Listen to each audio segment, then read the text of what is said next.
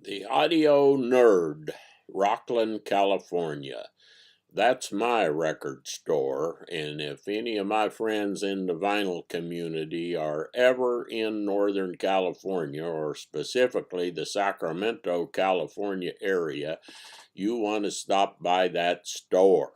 I've shown a little bit of it in videos before, and it's a fairly small store inside, but they have a warehouse full of records. But what is the most fun of all, I just virtually can't stop by there when he hasn't bought a new collection from somebody. And just like always, I stopped by a week or so ago and he had bought a new, really good collection, and he had told me a little bit about it. So I grabbed a bunch of records, and I'm going to show you the records real quick. They'll almost all be things you're familiar with. Not going to talk about that or take them out of the jacket, but I didn't realize how special they were. I got home, I'm going through them, I'm cleaning them up, I'm playing them. These records are all like mint. Some of the records look like they'd never been played.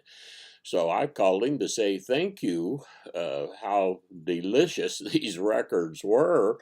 And then the next time I stopped by, I asked him a little bit more about the collection. This is somebody who had a good collection, and they played them one time to digitize them and put them back in the thing. Now, they weren't in outer sleeves, so in some cases, the record jacket maybe has just a little bit of wear or something, but the records were all just like mint. Now, here is the first one I grabbed, Auguste Steely Dan. Most of you have this. Everybody knows it. I got 2 copies of this already because they sound fantastic. This is the first press, gatefold, high gloss finish, high gloss inner sleeve, everything they talk about.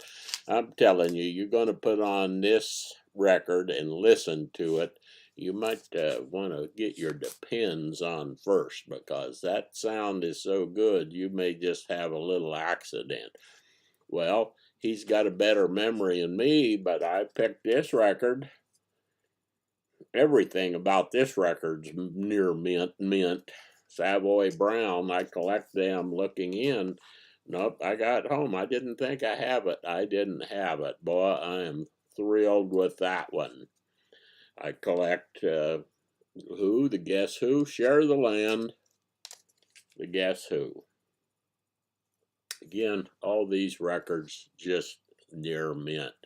I like Dire Straits. Another thing is, he gets these in, he hasn't went through them yet, he hasn't got them cleaned up, he hasn't get them priced yet. You get a little better of a deal. The most I paid for any of these records was this one, $15, and this is double LP, Dire Straits, Alchemy, and man, this thing is good. And the Doors, Morrison Hotel, first press, near mint. Jefferson Airplane, near mint.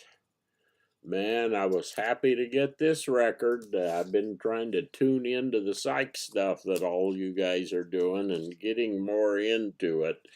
And I enjoyed that one. And as I've said in other videos, I never owned a Beatles record till a couple years ago.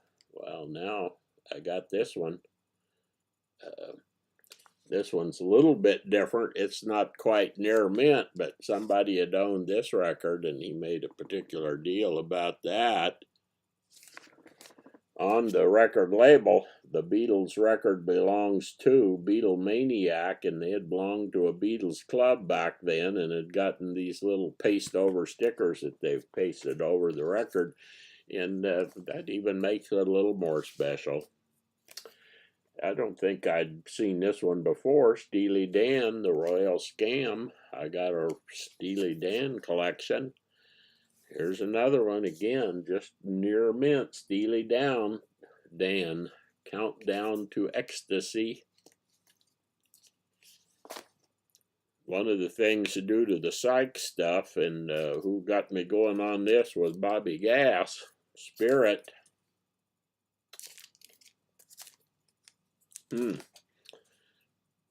I'm looking for more Spirit. There's a big double LP live, I think, Spirit. And as they say, last but not least, one of his best records, James Taylor, Mudslide Slim.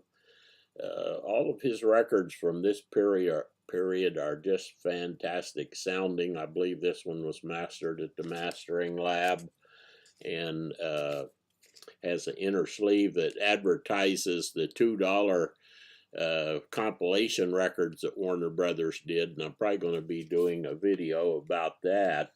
But when you get these, like these James Taylor, these first press records, they sound great, and I know everybody but me probably already had that was interested, but this is a shout out to my friend Steve at the Audio Nerd, because he is running me to the poorhouse. He's got to stop buying those good collections. See ya.